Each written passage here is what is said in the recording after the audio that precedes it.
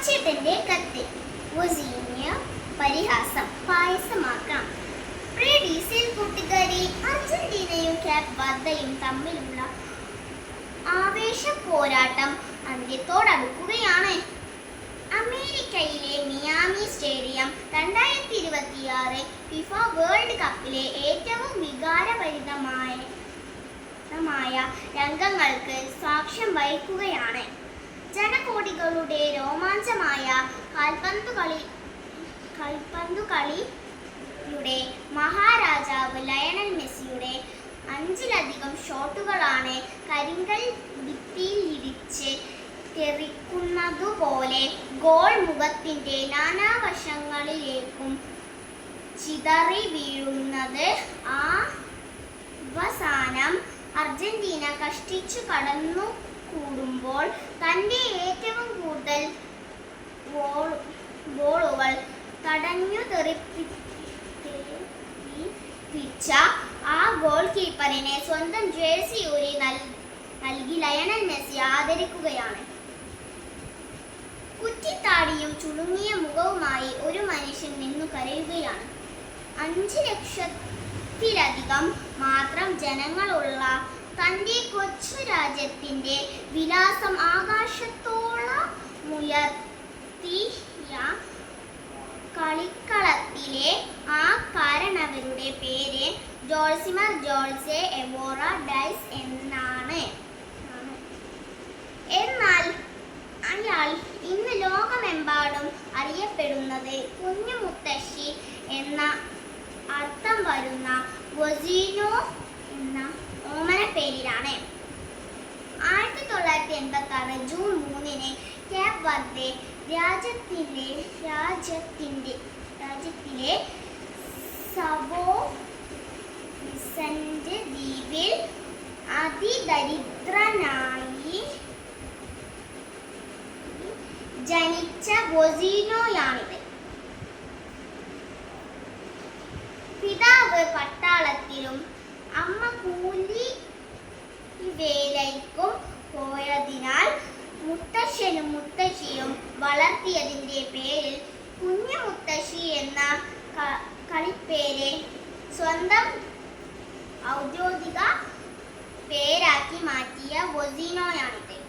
Football കളിയോടുള്ള അടങ്ങാത്ത അഭിനിവേശം മൂലം കളിക്കളം കിടപ്പാടമാക്കിയെങ്കിലും ഉയരക്കുറവ് മൂലം പരിശീലകർ പരിഹസിച്ചിറക്കി വിട്ട വസീനോയാണിത്.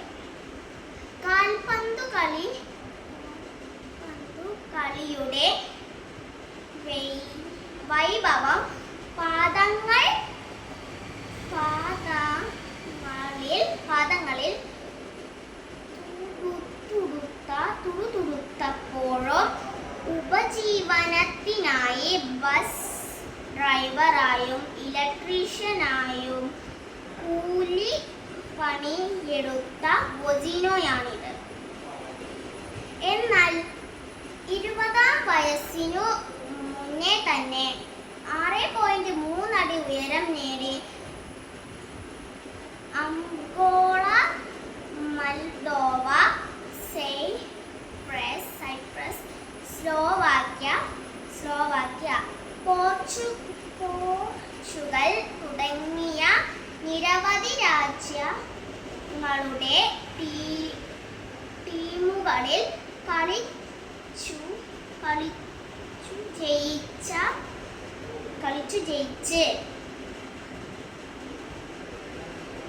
2026 ഫിഫ ലോക കപ്പിന്റെ രോമാഞ്ചമായ സൂപ്പർ ഗോൾ കീപ്പർ വസീനോയാണിത്. പ്രിയ കൂട്ടുകാരെ, വസീനോ എന്ന കാൽപന്തു കളിക്കാരൻ തന്റെ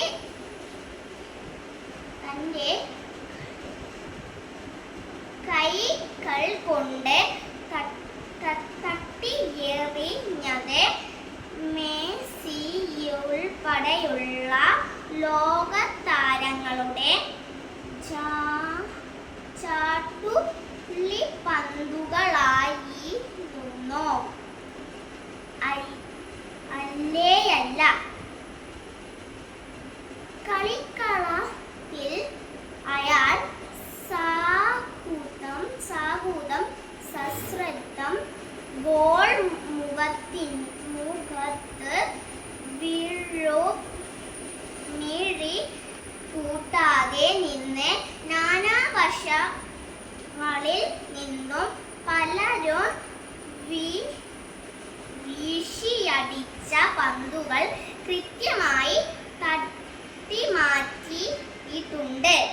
എന്നാൽ അതിനു മുന്നേ തന്നെ അയാൾ തന്റെ നേരെ പലരും വലിച്ചെറിഞ്ഞ പരിഹാസത്തിന്റെയും ആക്ഷേപത്തിന്റെയും ആരോപണങ്ങളെ തട്ടിമാറ്റിയിട്ടുണ്ട്. കൗമാരത്തിൽ കളിക്കളത്തിലെ കുള്ളൻ വിളികളെ അയാൾ തെറ്റിദ്ധരിപ്പിച്ചു.